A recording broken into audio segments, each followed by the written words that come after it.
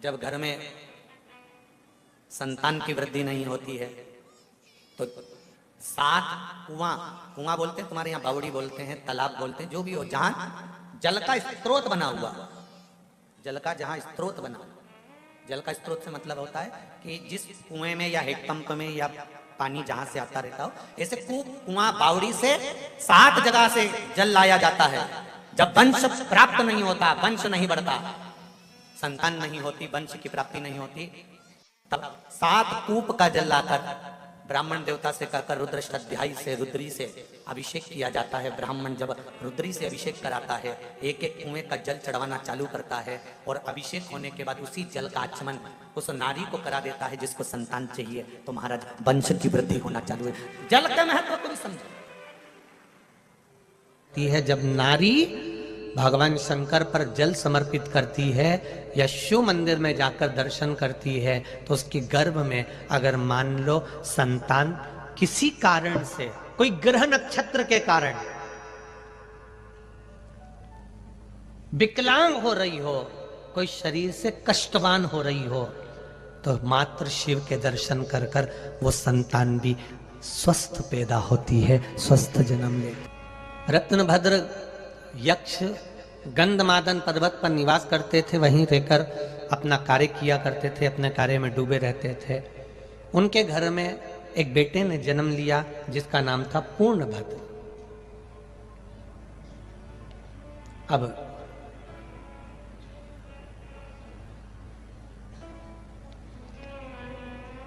पूर्णभद्र बड़े हो गए, उनका विवाह हो गया। कन्या कनक कुंडला से, उनकी धर्म पत्नी का नाम था कनक कुंडला। 16 वर्ष निकल गए, कनक कुंडला के गर्भ से संतान नहीं हुई। जिस नारी के गर्भ से संतान नहीं होती उसको बड़ा दुख होता है कि मुझे संतान क्यों नहीं है।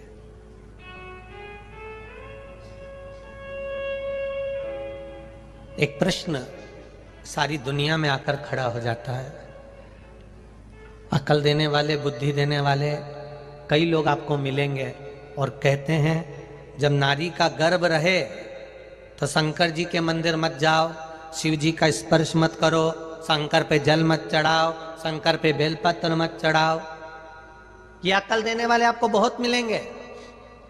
जो तुमसे कहे कि गर्भवती नारी को, संतान जिसके गर्भ में हो, ऐसी गर्भवती नारी को मंदिर नहीं जाना चाहिए, या शिव जी का स्पर्श नहीं करना चाहिए, या जल नहीं चढ़ाना चाहिए, या शंकर मंदिर नहीं जाना चाहिए। कोई अगर तुमसे कहे कि शिव मंदिर में गर्भवती नारी को नहीं जाना चाहिए, स्पर्श नहीं करना चाहिए, जल नहीं चढ़ाना चाहिए, तो उससे एक बार पूछना कि कौन सी पुराण में लिखा है।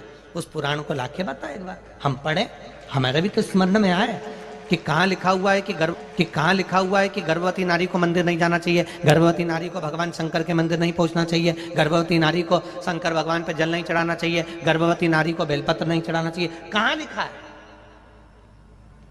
कहाँ वर्णन करा है?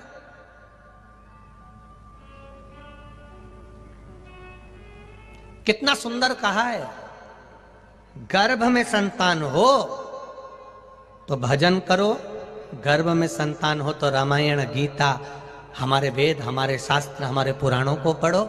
इतना भी नहीं कर सकते तो रोज प्रतिदिन भगवान के मंदिर में जाकर 1 लोटा जल चढ़ाओ, भगवान का दर्शन करो, उनका पूजन करो, उनका स्मरण करो। क्यों कहते हैं, किस लिए कहते हैं?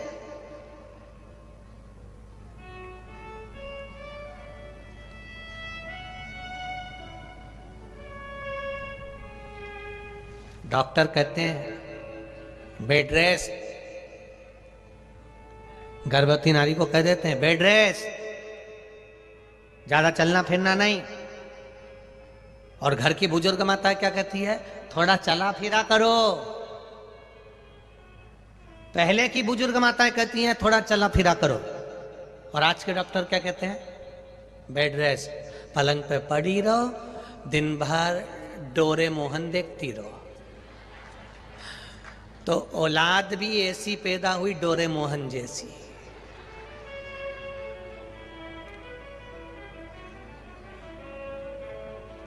ऐसी औलाद पैदा हुई कि रो रही है कि हंस रही है मालूम ही नहीं पड़ता, डोरेमोन हंसता है कि रोता मालूम ही नहीं पड़ता।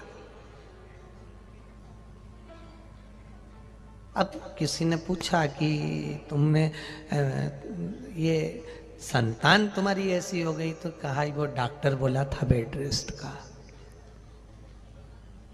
डॉक्टर ने बेड रेस्ट होने का बोला था, पर डोरेमोन देखने का नहीं बोला था।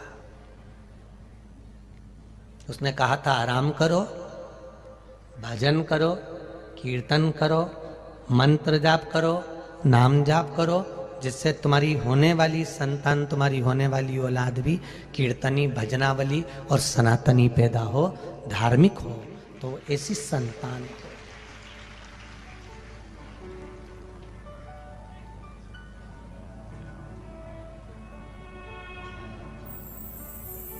भजन का बल बढ़ाइए, भजन का बल।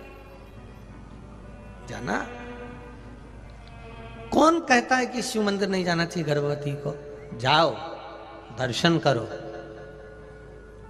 स्कंद पुराण कहती है गर्भवती नारी को भगवत भजन करना चाहिए, नाम जाप करना चाहिए, कीर्तन करना चाहिए, वेद पुराण शास्त्र पढ़ना चाहिए। हमारे भारत भूमि पर जन्मे हुए वीर वीर योद्धाओं का चरित्र पढ़ना चाहिए। महाराणा प्रताप, छत्रपति वीर शिवाजी, संत नामदेव, तुकाराम, रामकृष्ण परमहंस, चैतन्य महाप्रभु जी, मीराबाई, श्रीमद वल्लभाचार्य, गुरु नानक देव जी, श्री महावीर स्वामी जी, गौतम बुद्ध जी, इनके पावन चरित्रों को पढ़ना चाहिए।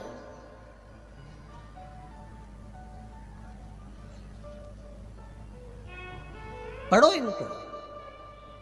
और नहीं पढ़ सकते तो कहीं कथा सुन लो, वो भी नहीं कर सकते तो शिव मंदिर में एक लोटा जल चढ़ाओ। क्या होगा उससे?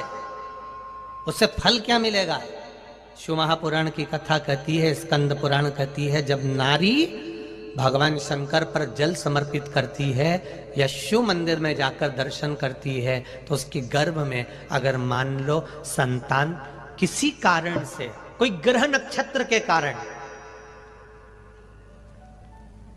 विकलांग हो रही हो, कोई शरीर से कष्टवान हो रही हो, तो मात्र शिव के दर्शन कर कर वो संतान भी स्वस्थ पैदा होती है, स्वस्थ जन्म लेती है। पर हमको लोगों ने उल्टा घुमा दिया, उल्टा। कहने वालों ने कह दिया कि नहीं नहीं, मंदिर मत जाना, शिव मंदिर में मत जाओ, जल मत चढ़ाओ, पूजन मत करो। ये हमें उल्टा घुमाया गया है, उल्टा। पर शिव महापुराण की कथा कहती है, दुख की घड़ी हो, तकलीफ का समय हो, कष्ट का समय हो, शिव मंदिर मत छोड़ना।